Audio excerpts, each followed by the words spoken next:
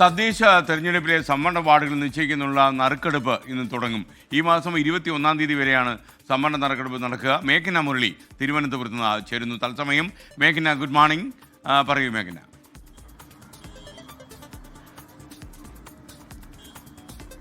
Good morning. തദ്ദേശ തിരഞ്ഞെടുപ്പ് പടിവാതിൽക്കലാണ്. മുന്നണികളടക്കം അതുമായി ബന്ധപ്പെട്ട തയ്യാറെടുപ്പുകളടക്കം തുടങ്ങിക്കഴിഞ്ഞു. ഉദ്യോഗസ്ഥ തലത്തിലും തയ്യാറെടുപ്പുകൾ നടക്കുകയാണ്.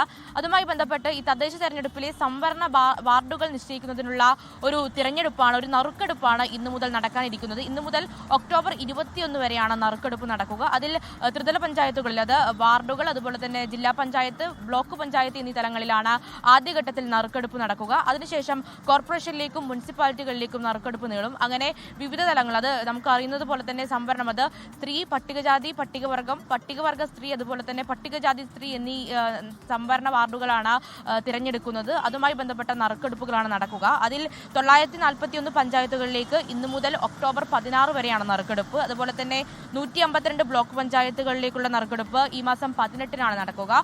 14 ജില്ലാ പഞ്ചായത്തുകളിലേക്കുള്ള തിരഞ്ഞെടുപ്പ് ഈ മാസം 21-ന് നടക്കും. ഈ ത്രിതല പഞ്ചായത്തുകളിലെ നറുക്കെടുപ്പ് നടത്താനുള്ള ഒരു അധികാരം എന്ന് പറയുന്നത് ജില്ലാ കളക്ടർക്കാണ്. വിവിധ ജില്ലകളിലെ ജില്ലാ കളക്ടറേറ്റ് ഓഫീസുകളിലായിരിക്കും ഈ തിരഞ്ഞെടുപ്പ് നടക്കുക. അതുപോലെ തന്നെ കോർപ്പറേഷനിലെയും മുനിസിപ്പാലിറ്റികളിലെയും തിരഞ്ഞെടുപ്പ്, അത് തിരുവനന്തപുരം കോർപ്പറേഷൻ അടക്കമുള്ള കണ്ണൂർ കോർപ്പറേഷൻ വരെയുള്ള എല്ലാ കോർപ്പറേഷനുകളിലെയും അതുപോലെ തന്നെ മുനിസിപ്പാലിറ്റികളിലെയും നറുക്കെടുപ്പ് കൂടി നടക്കുന്നുണ്ട്. അതിൽ കോർപ്പറേഷനിലെ ഒരു നറുക്കെടുപ്പിനുള്ള ഒരു ചുമതല എന്ന് പറയുന്നത് അർബൻ ഡയറക്ടർക്കാണ്. അതുപോലെ തന്നെ മുനിസിപ്പാലിറ്റിയിലെ നറുക്കെടുപ്പുകളുടെ ചുമതല എന്ന് പറയുന്നത് തദ്ദേശ ജോയിന്റ് സെക്രട്ടറിക്കാണ്. അങ്ങനെ തിരഞ്ഞെടുപ്പ് എടുക്കാനാകുമ്പോൾ ഈ സംവരണ വാർഡുകളിലെയും ഒരു കണക്കെടുപ്പും, അതുപോലെ തന്നെ ഏതൊക്കെയാണ് സംവരണ വാർഡുകൾ, അതുപോലെ തന്നെ ഏതൊക്കെയാണ് സംവരണം നൽകിയിട്ടുള്ള പഞ്ചായത്തുകൾ അടക്കമുള്ള കാര്യങ്ങൾ ഈ മാസം 21-നകം അറിയാൻ കഴിയുമെന്നുള്ളതാണ് ഇപ്പോൾ മനസ്സിലാക്കുന്നത്.